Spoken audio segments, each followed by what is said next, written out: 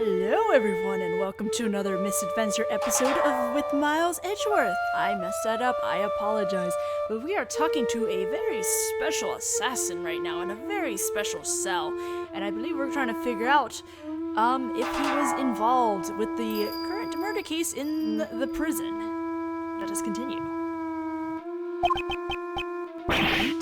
Ridiculous. Even 5 metal chisels would become deadly weapons in his hands.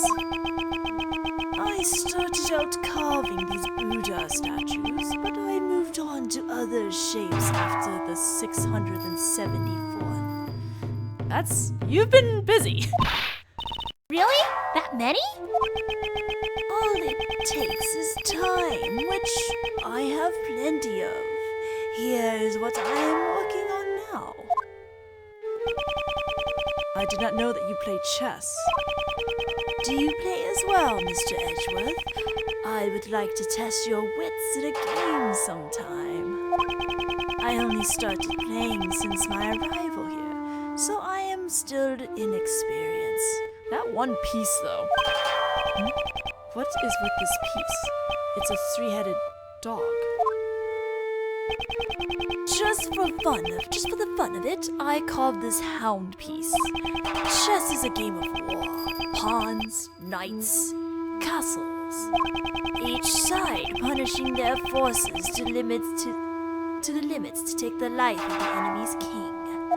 However, I found the absence of dogs to be strange. Hounds are an indispensable part of warfare. But it is nothing more than folly. I still play by all the normal rules of chess. Isn't it difficult for you to find opponents here in prison? I always play correspondence chess. Correspondence chess. So you play chess through the mail. Prisoners are allowed to send and receive letters, although they are subject to inspection. At the moment, I am waiting for my opponent's next move.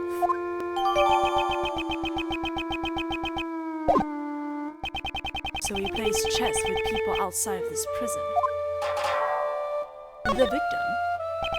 Do you know who was murdered? It was Horace Knightley, a most unfortunate lad. Your ears are as sharp as ever. They are all I can rely on.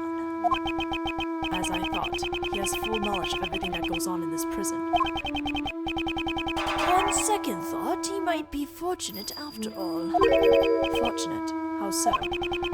He committed a grave crime, but he was able to avoid punishment for it. An assassination attempt on the president. What a bold man. Assassination attempt. Hey! Mr. Edgeworth! Did Mr. Knightley just...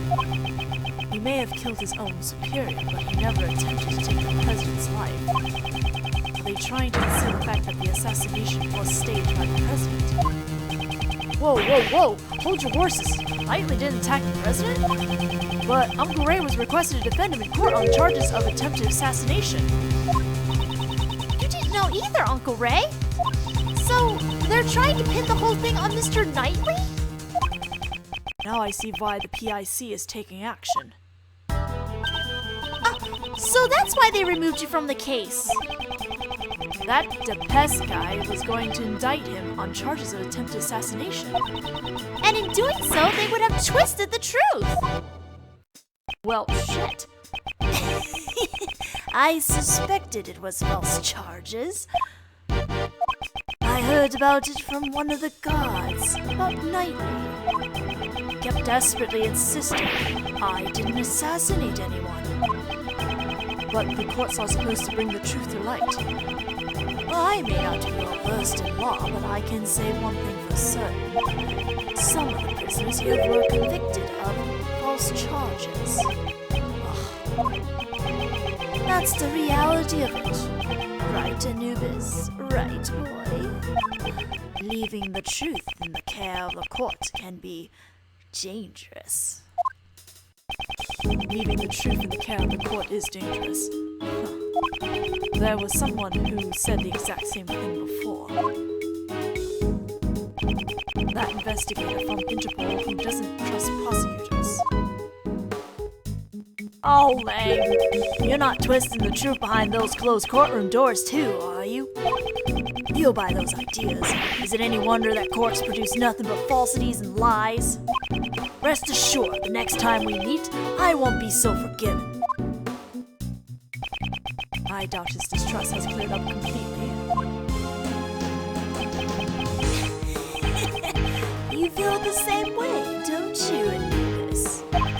The truth of the courts and Mr. Edgeworth's reasoning both can't be trusted, right? It's nothing to be upset about. You're not the only one who suspects me. Yesterday, the other prosecutor and the judge came here too. They brought the warden along. How they despise me. Oh, it must have been those two rude people from before. Prosecutor DeBest and Judge Courtney. They thoroughly inspected my room, but left without finding a thing.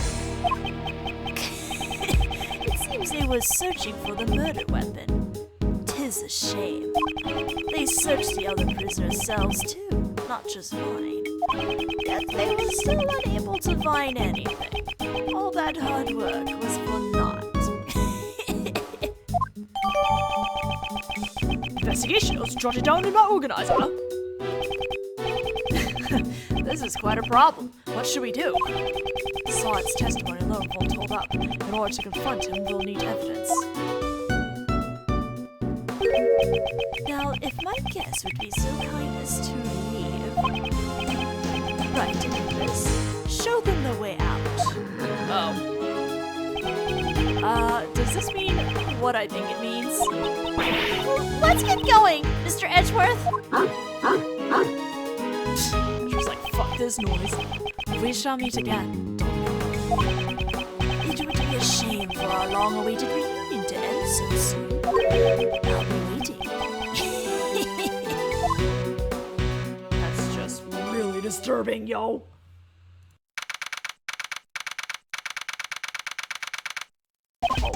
Now then, we still need to find that murder weapon.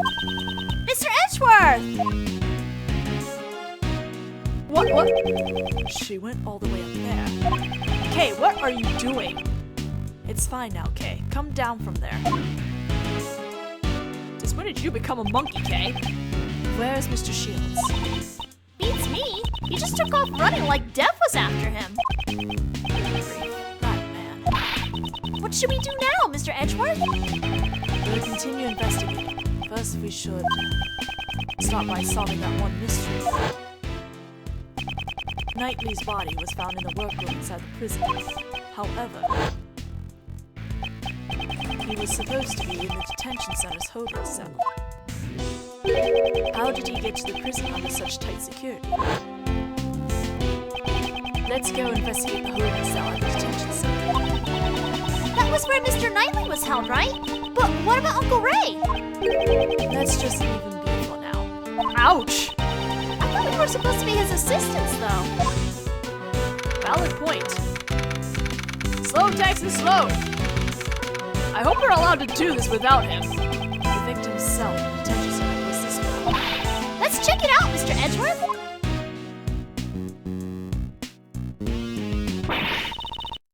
Oh, this is truly dreadful! What happened? That's the ward in this room. She must have come from behind that no entry sign. So is he still won't talk? Even after all the trouble he went through to get the evidence transferred from the precinct? That's right! I don't know how many times I've tried. I can't report back empty-handed. That assassin sure is one tough cookie, huh? Did he just say assassin? Oh my! Pardon me, but were you talking about Sahandoki just now? Oh, eavesdropping, were you? You naughty boy! Did you question him personally, Not just him. I tried to have a heart-to-heart with all the prisoners and suspects. In my home, we're all family here. It's only fair I invite him to my warden's office. The warden's office. Oh dear, that fox seems to be suffocating. Oh, have you taken an interest in my room as well? It's just down this hallway, but outsiders are not allowed past this point. Down the hallway, so around there. It's such a lovely room. People do so enjoy being invited back there. I always show them the splendid view of my precious courtyard. The courtyard of this animal-filled prison. I sure love to see it. Thanks for the floor plan update. We're talking about the ward place. It must be a key point later on. I'm delighted that you want to see it. However, I cannot invite you. What? You're not a child of our home. If you want to come to my room, you will have to be a convicted first. That's a rather high hurdle to clear. Geez, what is so special about your room to be convicted? Goodness me, look at how long we've been talking. I was just about to feed Ali her lunch. Ali, She is my favorite little angel. Now, if you'll excuse me, I must be off to the courtyard. Toodaloo. Jesus. Goodbye, Warden. I never got a chance to ask her about Dogen. Well, let's head over to Knightley's cell.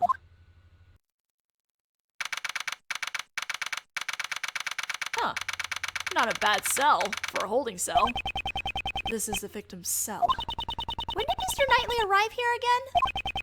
It was after the president's welcoming ceremony on the night of March 25th. So, when and how did he move over to the prison?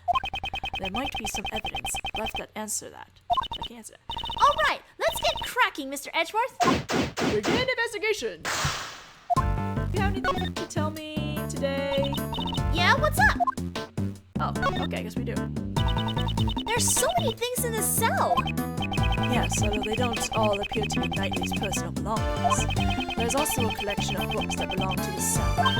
Wow, this might not be such a bad place to live in after all. If you want to spend the night here, I won't stop you.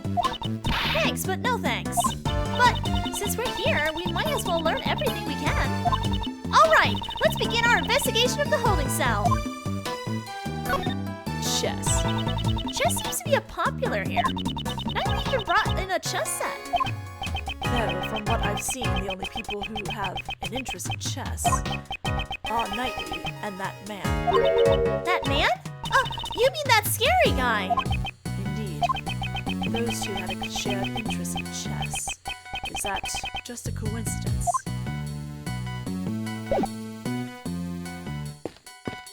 Let's examine this desk first. I won't rest until I've inspected every suspicious nook and cranny. Alright, let's see. Let's look. Oh, hey, what's this? This looks important. Paper! There's something on the desk. It seems to be some kind of memo. Let me take a closer look. Hello.